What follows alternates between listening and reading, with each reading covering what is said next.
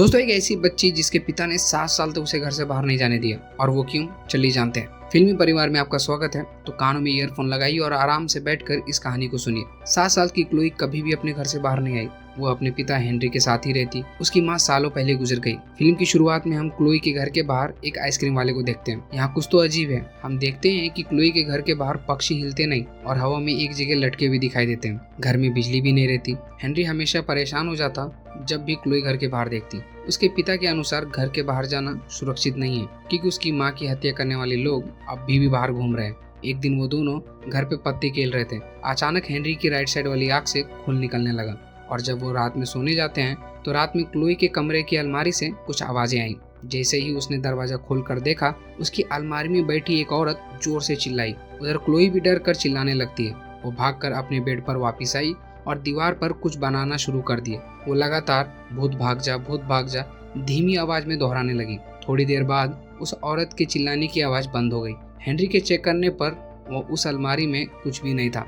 अगली सुबह क्लोई एक आइसक्रीम वाले की आवाज से उठती है। उसके पड़ोस में रहने वाली लड़की आइसक्रीम खरीद रही थी। वो धीरे से फुसफुसाती है कि वो आइसक्रीम मुझे चाहिए, ये जानते हुए कि वो लड़की उसे सुन नहीं सकती। अचानक से कोई दरवाजा खटखटाता है। क्लोई भागकर नीचे आई और दरवाजा खोला। दरवाजे पर आइसक्रीम लिए खड़ी वही उसकी पड़ोस की लड़की होती है। इससे पहले कि वो आइसक्रीम ले पाती, हेनरी वहां पर आकर उसे रोक देता है। इस लड़की का नाम हार्पर है। हार्पर क्लोई को उसके नाम से पुकारती है। हेनरी समझ नहीं पाता कि उसे क्लोई का नाम कैसे पता है, क्योंकि उसने तो कभी क्लोई को किसी से मिलवाया नहीं। वो क्लोई से पूछता है कि क्या वो इस लड़की से कभी मिला है। क्लोई मना करते हुए कहती है कि उसने कभी घर से बाहर गई नहीं, तो वो उससे मिलेगी कैसे। हेनरी उस पर विश्वास नहीं करते हुए उसे सजा के तौर पर उसे एक कमरे में बंद कर देता है। अगली सुबह उसने दरवाजा खोलकर अपनी बेटी से माफी मांगी, लेकिन क्लोई की नाराजगी अभी भी खत्म नहीं हुई थी। वह घर से बाहर जाना चाहती थी। हेनरी उसे आइसक्रीम खिलाने के प्रॉमिस करता है, अगर वो वादा करे कि वो कभी भी किसी अनजान आदमी के लिए दरवाजा नहीं खोलेगी। ये कहकर वो घर से बाहर चला जाता है। कुछ देर बाद वो जख्मी हालत में घर लौटा। जब वह बेडरूम में अपने घावों को संभाल रहा था, क्लोई झट से उसकी चीजों में आइसक्रीम ढूंढने लगी। आइसक्रीम ना मिलने पर वो हताश हो गई और अपने पिता को डांटने लगी। हेनरी अपने शरीर पर लगे घाव की वजह से वहीं बेहोश हो गया। तभी क्लोई ने बाहर आइसक्रीम वाले की आवाज सुनी। वह $100 की नोट लेकर घर से बाहर निकल गई। बाहर आइसक्रीम वाला आदमी उसे पार्क ले जाने का वादा करके अपने साथ चलने के लिए कहता है। क्लोई थोड़ा सोच विचार कर फाइनली उस गाड़ी में बैठ गई। क्लोई ने गाड़ी की खिड़की से पहली बार बाहर का नजारा देखा। उसकी नजर एक बोर्ड बैनर पर पड़ी जिसमें एक आदमी की बाईं आंख से खून निकल रहा था। फोटो के नीचे लिखा था, अगर ऐसा कोई दिखे तो पुलिस को फोन कीजिए। वह बूढ़ा आदमी क्लोई से पूछता है क्या कभी उसकी बाईं आंख से खून निकला है, जिसे क्लोई मना कर देती है। पार्क में झूला झूलते क्लोई से वो बूढ़ा आदमी पूछता है कि क्या कुछ ऐसा है जो वो कर सकती है और बाकी कोई नहीं कर सकता। क्लोई झूला झूलते हुए मगन थी और इस सवाल का जवाब नहीं देती। इसके बाद वो उसे तेजी से झुलाने लगता है ताकि गुस्से और डर से उसकी शक्तियां बाहर आ जाए। थोड़ी देर बाद एक पुलिस वाला वहां आया और उसने उस बूढ़े आदमी को लड़की से दूर हटने को कहा। वो बूढ़ा आदमी क्लोई की तरफ मुड़कर कहता है कि ये उसकी माँ को मारने वाले बुरे लोगों में से एक है। क्लोई गुस्सा होकर उस पुलिस वाले को जाने के लिए कहती है। न जाने कैसे वो पुलिस वाला उसकी बात मानकर वहां से चला गया। क्लोई के पास अपनी बात को दूसरे से मनवाने की शक्ति है। वो दोनों वहां से क्लोई के घर की तरफ निकलते हैं। रास्ते में उस बूढ़े आदमी ने क्लोई को उसकी माँ की तस्वीर दिखाई, मेरी। असल में ये बूढ़ा आदमी कोई और नहीं बल्कि उसका नाना एलन है। जाने से पहले वो क्लोई को एक पाउडर देता है, जिससे अगर वो अपने पिता को हेनरी को पिला देगी तो वो दोनों ऐसे ही कभी भी बाहर घूमने जा सकते हैं। कुछ घंटे बाद हेनरी बेहोशी की हालत से बाहर आया।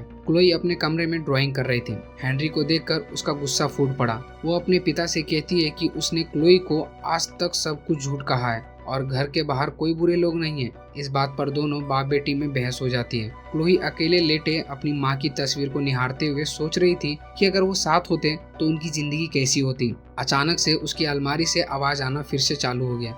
अलमारी खोलने पर उसे वही औरत फिर से दिखाई देती है, लेकिन इस बार क्लोई समझ जाती है कि ये उसकी माँ मेरी है। उसने मेरी के पास जाकर अपने बारे में बताया, लेकिन मेरी अपनी बेटी को गले लगाने के बजाय चिल्लाने लगी, क्योंकि उसके हिसाब से ये उसका भ्रम है और क्लोई असल में है ही नहीं। क्लोई डर कर अलमारी से बाहर चली आई। ऐसा लगता है कि क्लोई के पास एक और शक्ति है कि वो किसी से दूर होने के बावजूद भी उससे देख और उससे बात कर सकती है। सुबह उठने पर जब वह बाहर आई तो हेनरी टीवी देखते देखते सो रहा था। टीवी पर न्यूज चैनल लगा हुआ होता है जिससे क्लोई को पता चलता है कि दुनिया में फ्रीक्स नाम से भी जाने वाले लोग भी रहते हैं जिसके पास करिश्माई शक्तियाँ होती हैं। जब वो शक्तियाँ का इस्तेमाल करते हैं तो उनकी बाईं आंख से खून निकलता है। 10 साल पहले एक ऐसे ही फ्रीक ने दिल्ली शहर के तबाह करके हजारों मासूम लोगों की जान ले ली थी। इस हादसे के बाद सरकार ने ऐसे लोगों के खिलाफ एक एडीएफ नाम की सेना तैयार की। एडीएफ का काम था कि सभी फ्रीक्स को पकड़कर माउंट मेडक पर बंदी बनाकर उसे रखा जाए। ऐसे लोगों का शहर में घूमना सख्त मना है और अगर ऐसा कोई घूमता पाया जाए तो उसे उसी समय मारने की आदेश है। एडीएफ की एक कर्मचारी एजेंट रे बताती है कि वह इन फ्रीक्स को ट्रेनिंग देकर युद्ध में हथियार की तरह इस्तेमाल करना चाहती है। ये खबर सुनकर क्लोई को बहुत ही बड़ा धक्का लगता है। वो अपने कमरे में बैठी अपनी माँ को याद करती है। तभी उसे बड़ी अलमारी में उसे फिर से अपनी माँ दिखाई देती है। क्लोई अपनी माँ के पास गई और उसे यकीन दिलाया कि वह सच में उसकी बेटी है। वो दोनों बात करते हैं जिसके दौरान हमें पता चलता है कि उसकी माँ भी एक फ्रीक है जिसे एडीएफ लोगों ने माउंट मेडक पर बंदी बना के रखा है। अगले दिन क्लोई ने हेनरी को अपनी माँ के बारे में बताया, लेकिन वह उस पर विश्वास नहीं करता। कोई और रास्ता न दिखने पर क्लोई अपने नाना के दिए हुए पाउडर अपने पिता को पिलाकर घर से बाहर जाने का प्लान बनाया, लेकिन हेनरी को इस बात का पता चल गया। वह उसे रोकने के लिए उसका पीछा करता है। घर के मेन दरवाजे पर खड़ी क्लोई जोर से चिल्लाई, पापा सो जाइए, और अचानक हेनरी वहीं उसी जगह नीचे गिर गया। क्लोई की आंख से पहली बार खून निकलता है। क्लोई ने अपने नाना एलन को सारी बात बताई। क्लोई की बात सुनकर एलन वहां जाकर उसकी मां को बचाने का प्लान बनाता है। वह क्लोई को लेकर एजेंट रे के पास गया। एलन ने एक कहानी बनाई जिसके अनुसार वो एक पादरी है और क्लोई उसकी गोद ली हुई बेटी। उसने एजेंट रे को कहा कि हाल ही में उसे पता चला है कि क्लोई एक फ्रीक है। एलन गुजारिश करता है कि क्लोई को सुरक्षित माउंट मेडक ले जाया जाए और क्योंकि वो अभी एक छोटी बच्ची है तो उसकी देखभाल के लिए वो भी उसके साथ चलेगा। एजेंट रे क्लोई की आंख के नीचे खून के निशान ढूंढती है। वो एलन की भी आंखों की जांच करती है, लेकिन उसे खून के निशान नहीं मिलते। सब कुछ प्लान के मुताबिक चल रहा था, लेकिन जब रे क्लोई को बार बार फ्री कहकर बुलाती है तो क्लोई को गुस्सा आ जाता है, यह सोचकर कि क्लोई कितना खतरनाक हो सकती है। रे ने अपने और साथियों को बुलाया। किस्मत से वो दोनों गायब होकर वहाँ से भाग निकले। हमें पता चलता है कि एलन भी एक फ्रीक है जिसके पास गायब होने की शक्ति है। वो हाइड्रोजन पेरोक्साइड नाम के केमिकल से अपनी आंखों के नीचे से खून के निशान मिटाता है। एलन ने क्लोई को अपने घर चलने के लिए कहा ताकि वो उसे अपनी शक्तियों का इस्तेमाल करना सिखा सके, लेकिन क्लोई चिल्ला कर कहती है कि उसे अपने पिता के पास जाना है। उसकी शक्तियों की वजह से एलन उसे घर वापस ले जाने पर मजबूर हो जाता है। अचानक हेनरी रोड पे आ जाता है। वह एलन और ट्रक को लेकर गायब हो गया। उसे एलन को घर ले जाकर कुर्सी से बांध दिया। कुछ ही सेकंड बाद वो क्लोई के पास वापस आया, उसे गोद में उठाकर वहां से ले गया। रास्ते में क्लोई को सब कुछ समझाता है। उसके पिता के पास समय को धीमा करने की शक्ति है। वो एक बबल बना सकता है जिससे बाहर की दुनिया बहुत धीरे और अंदर की दुनिया नॉर्मल स्पीड से चलती है। उसने उनके घर के बाहर भी इसी तरह के एक बुलबुला बना दिया था जो उसके जागते हुए हर समय काम करता था। वह अपने घर में 7 साल से छुपा हुआ था, जबकि बाहरी दुनिया में उसे कुछ ही महीने बीते थे। हेनरी सोचता है कि अब क्लोई उसके साथ सुरक्षित नहीं रह पाएगी। हेनरी अपने पड़ोसी को बहुत सारे पैसे देकर उसे गोद लेने के लिए कहता है। स्टीवन मान जाता है, लेकिन उसकी पत्नी नैन्सी ने जल्दी समझ गई कि क्लोई एक नॉर्मल लड़की नहीं है। वो उसे अपनाने के लिए मना कर देती है और हेनरी क्लोई को लेकर वहां से चला जाता है। घर आकर हेनरी ने क्लोई के बाईं आंख से खून निकलते हुए देखा। वो समझ गया कि क्लोई के पास भी करिश्माई शक्तियां हैं और वो उनका इस्तेमाल करना सीख गई है। उस पर भरोसा न कर पाने की वजह से वह उसे एक छोटे कमरे में बंद कर देता है। क्लोई अपनी शक्तियों का इस्तेमाल करके अपनी माँ से मिलती है, लेकिन अचानक एक आदमी मेरी को घसीटते हुए वहां से ले जाता है। सुबह कमरे से बाहर आकर क्लोई हेनरी को सब कुछ बताती है। हेनरी क्लोई की बात नहीं सुनता क्योंकि उसके हिसाब से तो उसकी पत्नी की मौत हो चुकी है, लेकिन आखिरकार एलन उसे सारी बात समझाता है। जब मेरी और एलन ने माउंट मेडक पर हमला किया तो वो एडीएफ का सामना करने में नाकाम हो गए थे।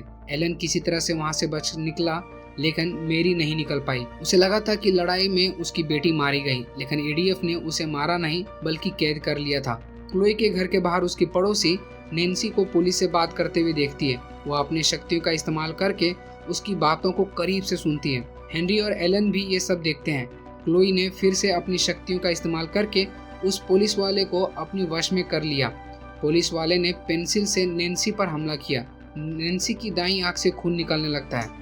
उसकी आंख में निकलता खून को देखकर एडीएफ के लोगों को लगता है कि वो एक फ्रीक है और देखते ही देखते उसे गोलियों से भून देते हैं। थोड़ी देर में वह पूरे परिवार को अपनी हिरासत में ले लेते हैं। हेनरी क्लोई पर गुस्सा करता है कि कैसे वो किसी को जान ले सकती है, लेकिन एलन उसे समझाता है कि क्लोई ने कुछ गलत नहीं किया है। अगर वो ऐसा नहीं करती तो नैन्सी की जगह वो सब मारे जाते। क्लोई अपने कमरे में जाकर फिर से अपनी माँ को याद करती है। उसे उसकी माँ बंधी भी दिखाई देती है। कुछ देर बाद हेनरी और एलन भी वहाँ आ गए। पता चलता है कि मेरी को जल्द ही मार दिया जाएगा। हेनरी डॉक्टर पर गोली चलाता है, लेकिन कुछ फायदा नहीं होता। हेनरी अपने आप को बेबस महसूस करता है। अचानक क्लोई डॉक्टर के दिमाग को अपने वश में कर लेती है और उसे खुद को मारने के लिए मजबूर करती है। फिर वो वहाँ खड़े पुलिस वाले को इस्तेमाल करके अपनी माँ के हाथ पैर खुलवाती है। इस दौरान उनके घर की घंटी बजती है। बाहर एजेंट रे खड़ी थी। हेनरी समय को रोकने वाला बुलबुला बनाता है और एक घर बेचने वाले की तरह तैयार होकर दरवाजा खोलने जाता है। रे उसकी आँख के नीचे खून के निशान खोजती है, लेकिन एलन पहले ही हाइड्रोजन पेरोक्साइड से उन्हें मिटा चुका था। कुछ देर बाद मालूम पड़ता है कि रे उसके बारे में पहले से ही सब कुछ जानती थी। ऊपर कमरे में क्लोई अपनी माँ को माउंट मेडेक जेल से निकालने की पूरी कोशिश कर रही थी। हेनरी की मदद करने के लिए एलन वहाँ आया, लेकिन उसके कुछ कर पाने से पहले एजेंट रे हेनरी को गोली मारकर घायल कर देती है। इससे पहले कि वो एलन को शूट करती, वो वहाँ से गायब हो गया। वो घर के ऊपर वाले कमरे में क्लोई को देखती है, जो अपनी माँ को जेल से निकालने में लगी थी। मौका देखकर उसने क्लोई पर गोली चलाई, लेकिन अचानक उसके दादा एलन ने क्लोई के सामने आकर उससे बचाते हुए अपनी जान दे दी। अपने नाना को मरते देख क्लोई गुस्से से भर जाती है। वो एजेंट रे के दिमाग को कब्जे में लेकर उसे खुद गोली मरवा देती है। बाहर पुलिस ने गोलियों की आवाज सुनकर घर को चारों तरफ से घेर लिया। अपने नाना को आखिरी बार अलविदा कहकर क्लोई अपनी माँ को बचाने में फिर से लग गई। वो जेल में तैनात सैनिकों के दिमाग पर कब्जा करके उन्हें आपस में लड़वा देती है, ताकि उसकी माँ सही सलामत वहाँ से निकल सके। आखिरकार वो जेल के बाहर निकलने वाले दरवाजे को खोल देती है, जिससे उसकी माँ बाहर निकलने में सफल हुई। आज़ाद होते ही मेरी अपनी शक्तियों का इस्तेमाल करके वहाँ से उड़ जाती है। शक्तियों का ज़्यादा इस्तेमाल करने की वजह से क्लोई घर में बेहोश पड़ी हुई दिखाई देती है। दूसरी ओर एक मिसाइल उनके घर पर दाग दी गई जाती है। हेनरी एक आखिरी बार अपनी शक्तियों का इस्तेमाल करके किसी तरह उसे घर के बाहर ले जाता है। क्लोई के उठने पर हेनरी उसे कहता है कि वो दुनिया की सबसे अच्छी बेटी है और उसे दुख है कि वो अपनी बेटी के साथ एक नॉर्मल जिंदगी नहीं जी पाया। हेनरी मर जाता है। अचानक बाहर से गोलियां चलने लगती हैं। एडीएफ के लोग अभी भी क्लोई को ढूंढने की कोशिश कर रहे होते हैं, लेकिन मेरी वहां आकर उसे बचा लेती है। वो दोनों पहली बार मिलते हैं। मेरी उससे वादा करती है कि वो हमेशा उसे छुपा कर रखेगी और किसी को उसे नुकसान नहीं पहुंचाने देगी, लेकिन क्लोई कहती है कि बस अब बहुत हुआ। वो डर की जिंदगी नहीं जिएगी। उनका जहाँ मन करेगा वहाँ रहेंगे और वो एक आम जिंदगी की तरह जिएंगे। मेरी की बात सुनकर उसकी माँ मुस्कुराई और उसे गोद में लेकर वहाँ से उड़ गई। दोस्तों, अगर एक्सप्लेनेशन अच्छी लगी हो तो वीडियो को लाइक और चैनल को सब्सक्राइब करना ना भूलें। तब तक के लिए मिलता हूँ आपको अगली वीडियो में।